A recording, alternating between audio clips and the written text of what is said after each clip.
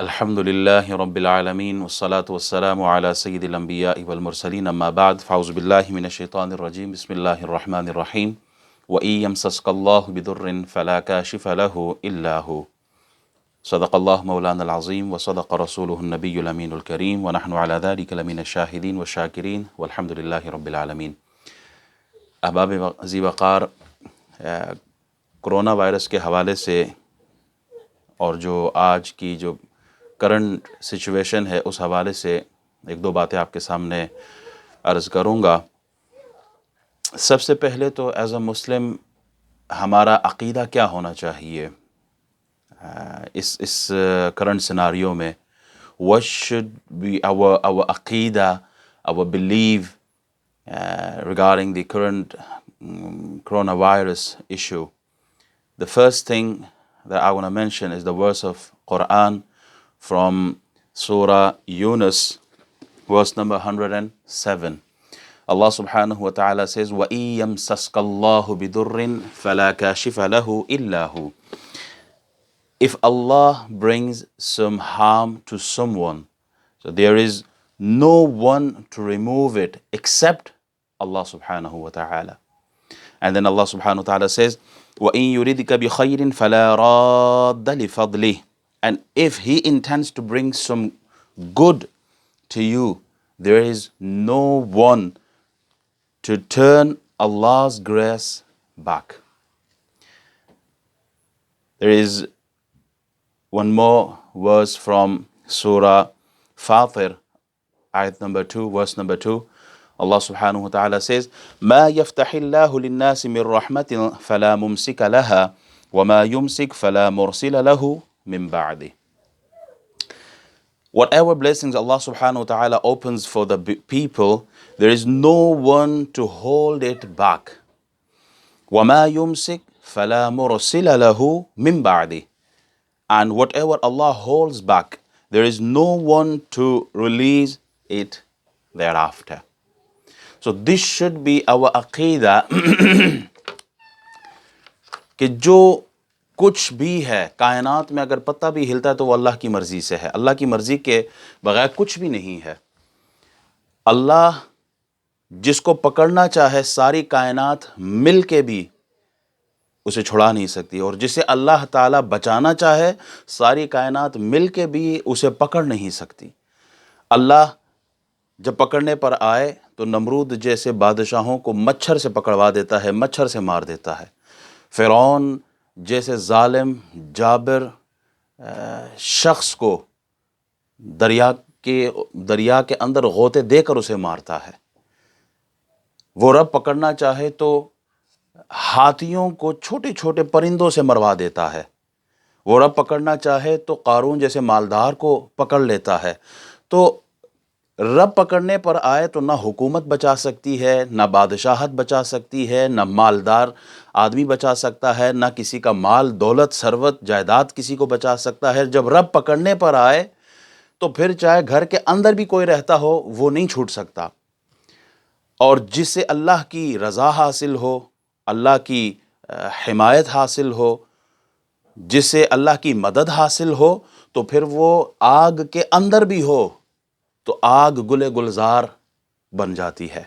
ابراہیم خلیل اللہ کے لیے نمرود نے آگ جلائی تھی، تو وہ آگ کا کام جلانا ہوتا ہے، مگر میرا رب بچانے پر آئے تو آگ بھی گل گلزار بن جائے۔ یونس علیہ السلام کے لیے مچھلی کا پیٹ جو ہے وہ حفاظت کی جگہ بن گئی۔ جس دریا میں فرعون کو غرق کیا وہی دریا ہے، وہی پانی ہے، موسیٰ علیہ السلام کو بحفاظت گزار دیا۔ تو کہنا یہ چاہتا ہوں کہ جب ہمارا عقیدہ یہ ہونا چاہیے، کائنات کی ساری بیماریاں آپ کی طرف آئیں، جب رب نہیں بیمار کرنا چاہے گا تو آدمی بیمار نہیں ہوگا، اور اگر بیمار کرنا چاہے تو آپ آئسولیشن میں ہو، اکیلے ہوں، جہاں کہیں ہو، اللہ پکڑنے پر آئے تو آپ بیمار ہوں گے۔ اب اس کا کیا مطلب ہے کہ ہم آزاد گھومیں؟ اس کا کیا مطلب ہے کہ اب ہم توکل کی یہ صورت اختیار کریں کہ جناب اللہ ہمیں نہیں پکڑے گا تو ہمیں کچھ نہیں ہو سکتا؟ نہیں، اونٹ کو باندھنا ہے اور توکل اللہ کی ذات پر کرنی ہے، احتیاطی تدابیر اپنانے ہیں۔ میں اس ڈیپتھ میں نہیں جاؤں گا، سمپل اتنا ہی کہوں گا کہ ایز اے مسلم ہمارا عقیدہ یہ ہے کہ جو کچھ ہوتا ہے اللہ کی مرضی سے ہوتا ہے۔ ہمیں توکل اللہ کی ذات پر کرنی ہے۔ یہ عالم جو ہے یہ عالم اسباب ہے۔ بیج بوئیں گے کھیت میں تو ہی اناج اور فصل نکلے گی، پیاس لگی ہے سیراب ہونے کے لیے پانی پئیں گے تو ہی سیراب ہوں گے، گوشت آپ نے پکانا ہے تو آگ ہوگی تو ہی تو گوشت پکے گا۔ یہ اسباب ہیں۔ زہر آدمی کھائے گا تو رزلٹ ہلاکت ہے، آگ ہے تو چھلانگ لگائیں گے آگ میں تو وہ جلائے گا۔ یہ اسباب ہے، یہ مینز ہیں، لیکن اسباب سے بڑھ کر مسبب الاسباب، ان تمام اسباب میں، ان تمام چیزوں میں جو اثر ہے یہ کس کے حکم سے ہے؟ اللہ کے حکم سے ہے۔ مؤثر حقیقی کون ہے؟ اللہ کی ذات ہے۔ ہمیں توکل اللہ کی ذات پر کرنا ہے، لیکن اس کے ساتھ ساتھ جو احتیاطی تدابیر ڈاکٹرز آج کے دور میں کہہ رہے ہیں، علماء جو بتا رہے ہیں، جو طب نبوی ہے، جو سنت ہے، جو قرآن اور حدیث ہمیں تعلیمات دے رہے ہیں، ہم نے اس کو بھی اپنانا ہے۔ ہم نے جس طرح لاک ڈاؤن ہے اس وقت، ہم نے حکومت کے احکامات جو آرڈرز ہیں ان کا بھی احترام کرنا ہے۔ وی should respect the law of the land. We should stay at home, pray in home, because اگر مساجد بند ہیں اس وقت تو آپ گھر میں پڑھیں نماز، معذور ہیں آپ، اللہ تعالیٰ آپ کو جماعت کا ثواب دے گا۔ گھروں میں جماعت کی تدبیر فرمائیں، گھروں میں جماعت کا اہتمام فرمائیں، گھروں میں نماز پڑھیں، باجماعت نماز پڑھیں، اللہ تعالیٰ آپ کو اس کا اجر عطا فرمائے گا۔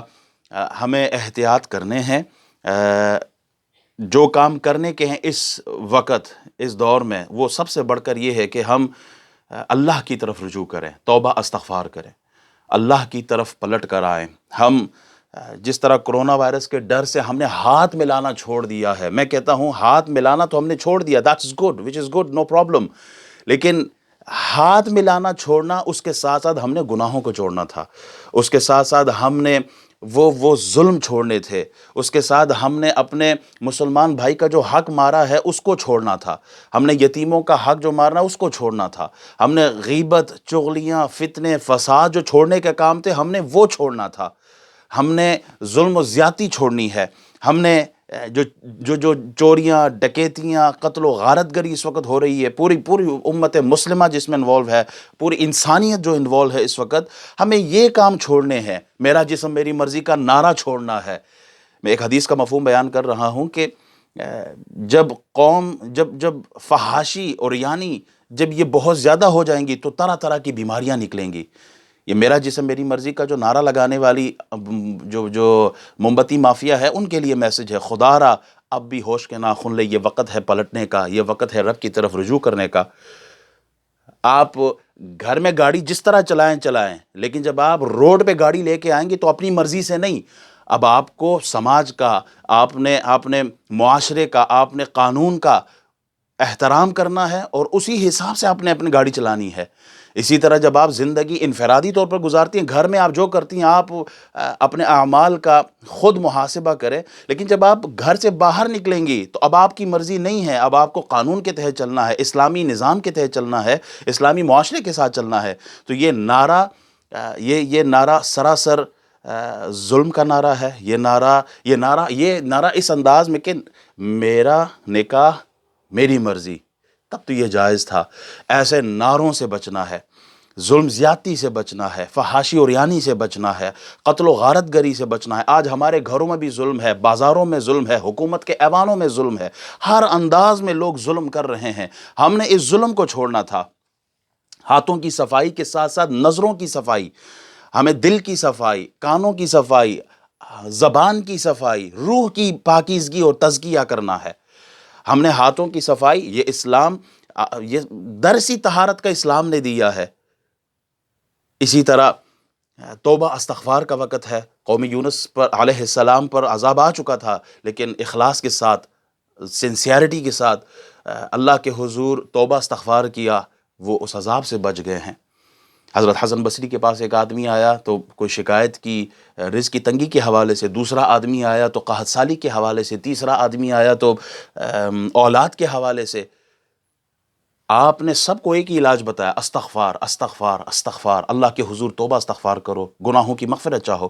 تو شاگرد نے پوچھا حضور یہ تو بتائیں، بیمار مختلف بیماریاں لے کے آئے تھے مگر علاج جو ہے وہ سب کے لیے ایک ہے، ایسا کیوں؟ تو آپ نے جواب ارشاد فرمایا، کیا تم نے سورہ نوح کی آیت نمبر 10 اور 10 11 12 نہیں پڑھی؟ فَقُلْتُ اسْتَغْفِرُوا رَبَّكُمْ إِنَّهُ كَانَ غَفَّارًا يُرْسِلِ السَّمَاءَ عَلَيْكُمْ مِدْرَارًا وَيُمْدِدْكُمْ بِأَمْوَالٍ وَبَنِينَ وَيَجْعَلْ لَكُمْ جَنَّاتٍ وَيَجْعَلْ لَكُمْ أَنْهَارًا۔ یہ قرآن کی آیات ہیں، ہمیں توبہ استغفار کرنا ہے، ہمیں توبہ استغفار کرنا ہے۔